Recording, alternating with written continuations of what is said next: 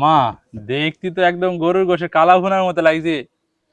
আবার বাসনাটাও তো একদম আচারের মতো লাগছে। বাপ, গরুর গোস্তরই আচার বানিয়েছে। তাহলে খেয়েই দেখি কেমন মজা হয়েছে। হ্যাঁ, কয়েকদিন থেকে মুখে কিছুই ভাল লাগছে না।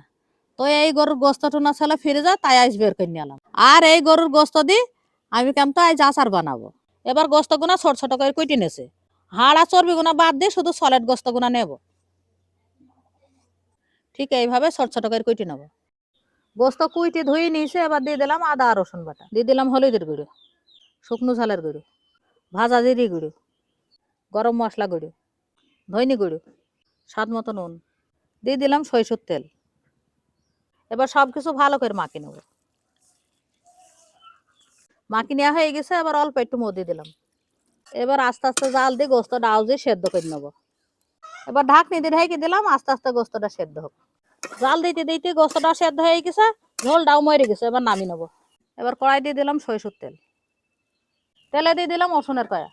এবার দিয়ে দিলাম তেজপাতা, কাঠ আর এলাইচের ফল। এবার রসুন গুনা একটু নেড়ে নাল করে নেবো। দিয়ে দিলাম আকড়া 3টি শুকনো ঝাল। রসুন নাল হয়ে গেছে, এবার গোস্ত গুনা দিয়ে দিলাম। এবার দিয়ে দিয়েছে 2টো কাঁচা ঝাল আর 4-5 কোয়া রসুন বাটা। দিয়ে দিলাম একটু সরিষা গুঁড়ো, আরও দিয়ে দিচ্ছি তেঁতুলের টক। এবার দিয়ে দিচ্ছি শুকনো ঝালের গুঁড়ো, ধইনের গুঁড়ো আর 5 ফোড়নের গুঁড়ো।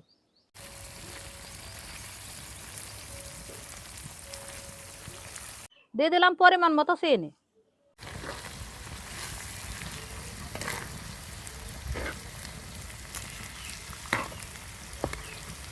এবার দিয়ে দিলাম লেবু রস। এবার আস্তে আস্তে জাল দিতে থাকবো, যতক্ষণ আচারের কালো কালার না আসে।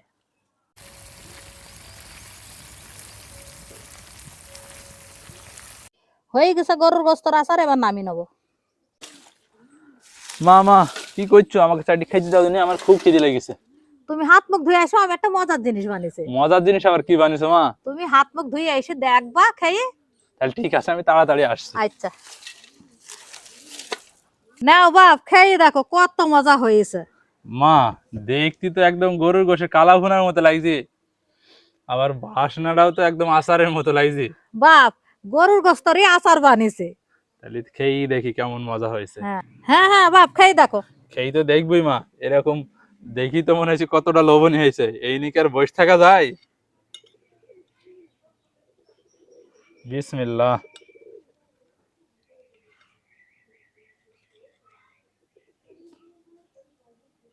একটু তেলও নেই নাকি মা? নাও। কই দিছো যখন একটু বেশি করে করবা, অল্প অল্পই করিছো মনে হয়েছে। আমরা খেয়ে ফেলবো, কটা মানুষ আমরা।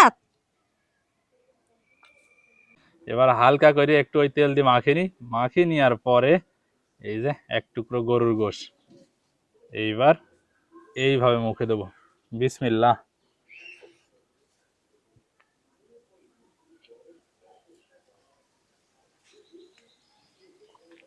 গোশটাও কত সুন্দর সেদ্ধ হয়েছে। এই যে চাপ দিতে মনে হয়েছি একদম মিহি হয়ে যাইছি। একে তো গোশের একটা স্বাদ পাচ্ছি, সেই সাথে টক ঝাল মিষ্টি, মানে আচারের ফুল কম্বিনেশন আছে এই এর ভিতরেই।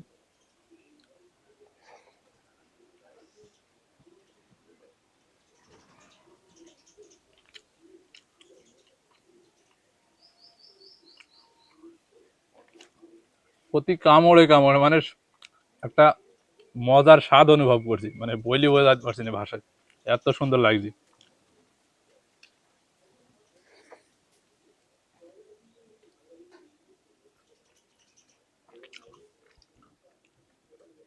গরুর গোশেরও যে আচার এত সুন্দর হয়, না খাইলে হয়তো আপনারা বুঝবেন না, আর বইলি হয়তো অনেকে বিশ্বাসও করতে যাবেন না। তো তাদেরকে বলছি অবশ্যই একবার ট্রাই করবেন, মানে কমেন্ট বক্সে কমেন্ট করি যে ভাই ভালো লাগবে না, এরকম না বলি, অবশ্যই একবার ট্রাই করি তারপর এসে রিভিউ দিবেন। আশা করি বেশ ভালোই লাগবে। মা, খেতে কিন্তু সত্যি খুব খুব খুব দারুণ হয়েছে। তাহলে মা, এই আচার কিন্তু তো এইভাবে তো বানিয়েছো তুমি, হ্যাঁ তাহলে এই আচার কি মেলা দিন রাখা যাবে ঘরে? হ্যাঁ বাপ, কাঁচের বয়মে করি আর একটু বেশি করে তেল দিতে হবে, দিয়ে থুই দিলে 6 মাস গ্যারান্টি থাকবে। তাহলে মা তো বুঝলি, প্রায় 6 মাস 5-6 মাস ইজিভাবে রাখা যাবে। তাহলে আর দেরি কেন, আপনারা অবশ্যই মানে একবার হইলে এইভাবে বানিয়ে ফেলবেন। আর বানি 5-6 মাস ইজিভাবে ঘরে রেখে দিতে পারেন। আশা করি আপনাদের কাছেও খারাপ লাগবে না। অবশ্যই রেসিপিটা ট্রাই করুন। আর সেই সাথে ভিডিওটা আর বাড়াচ্ছি না, এরকম আচার নিয়ে কি বসে থাকা যায়? জিভে জল অলরেডি এমনি চলে আসছে। তো আজকের ভিডিওটা এখানে শেষ করে দিছি।